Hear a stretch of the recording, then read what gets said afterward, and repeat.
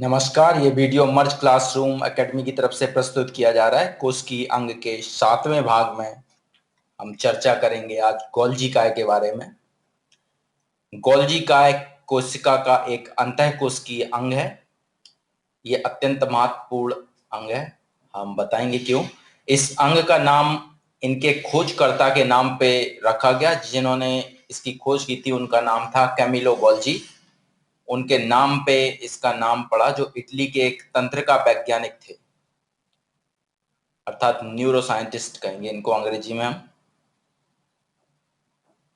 इन्होंने श्वेत उल्लूक या ब्राउन आउल्स की तंत्र कोशिकाओं में इसका पता लगाया था। सन 1898 में इन्होंने ये खोज की थी और इन्होंने इसे दूसरा नाम दिया था, जिसे इन्होंने कहा था इंटरनल रेटिकुलर मेम्ब्रेन। बाद में इनके नाम पर ही इसका नाम बदल करके गोल्जी काय या गोल्जी बॉडी रखा गया। उसके बाद 1990 में वैज्ञानिकों ने इसका नाम बदला और जैसा हमने बताया कि इनके नाम पे गोल्जी काय नाम रख दिया।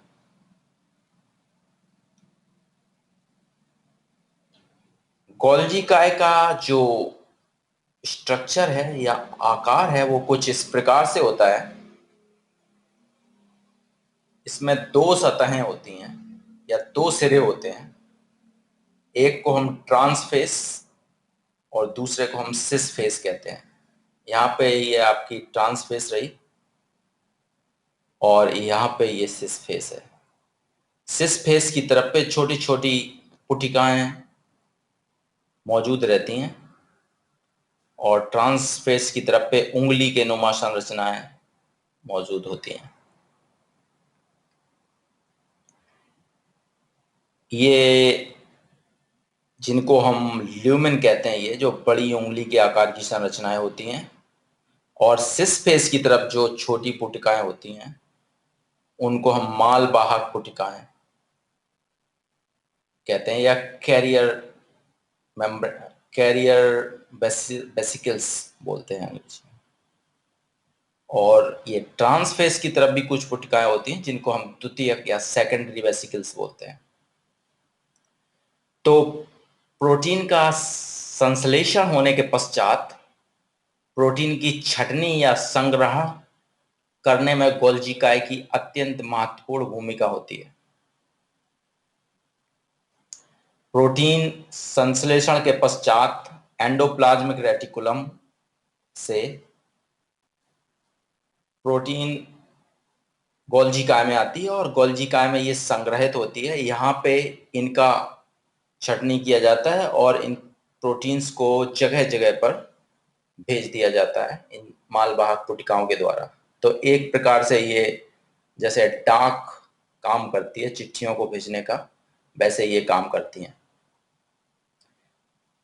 ये मालवाहक पुटिकाएं अलग अलग जगह पे जाके इस प्रोटीन को पहुंचाती हैं। तो ये एक सामान्य सा इनका स्ट्रक्चर है या आकार है। गोल्जी काय के बारे में कुछ तथ्य हैं।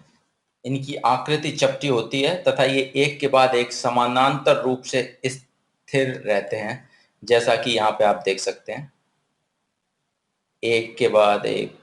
ये इसकी ल्यूमेनिया पुटिकाएं हैं।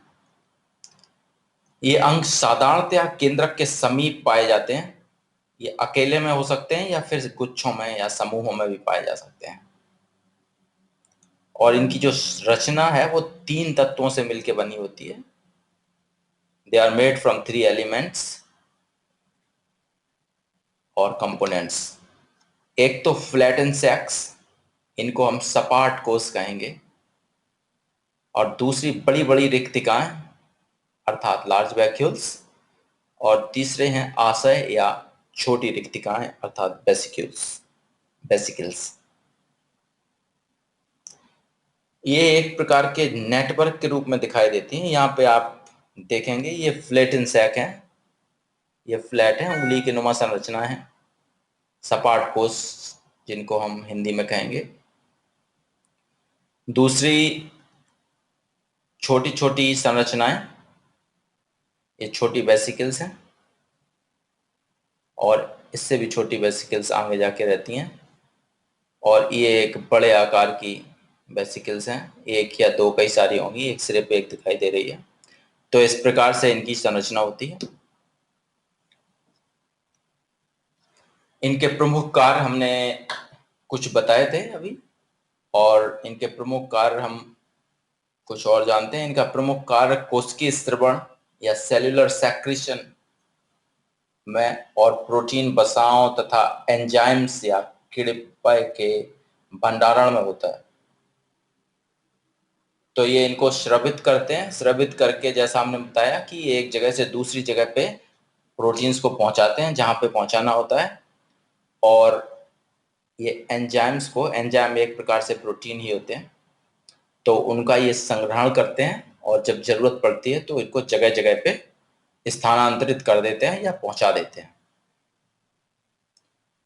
ये कोशिका के अंदर स्रवित पदार्थ के संग्रह एवं परिवहन में भी सहायक होते हैं, और ये प्रोटीन के छटनीकरण तथा उनकी परिपक्वता में सहायक होते हैं।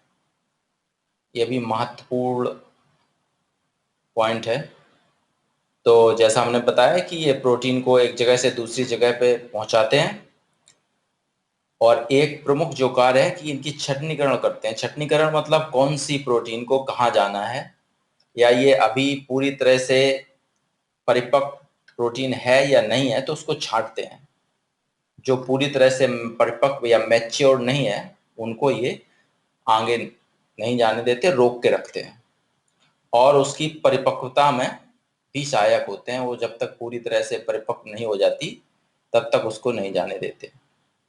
जैसे कि छोटा बच्चा है तो उसके पेरेंट्स उसको अकेले कहीं नहीं जाने देते जब जब तक कि वो पूरी तरह से जाने में सक्षम नहीं हो जाता। कुछ विद्वानों की यह भी धारणा है कि गोल्जिकाय कोई विशेष अंग नहीं है, ये लगभग माइटोकॉन्ड्रिया का ही एक विशेष रूप है, अथवा ये धानी के रूप में परिवर्तन से बन जाता है, ऐसा लोग मानते हैं। तो ये था ये माफ कीजिए, ये गोल्जी काय के बारे में जानकारी। धन्यवाद। अगर आप अपना वीडियो साझा करना चाहते हैं या फिर कोई दूसरा वीडियो देखने के लिए विजिट करना चाहते हैं तो mergeclassroom.org को विजिट करिए, या फिर अधिक जानकारी के लिए हमें ईमेल भेजिए mergeclassroom@gmail.com पर।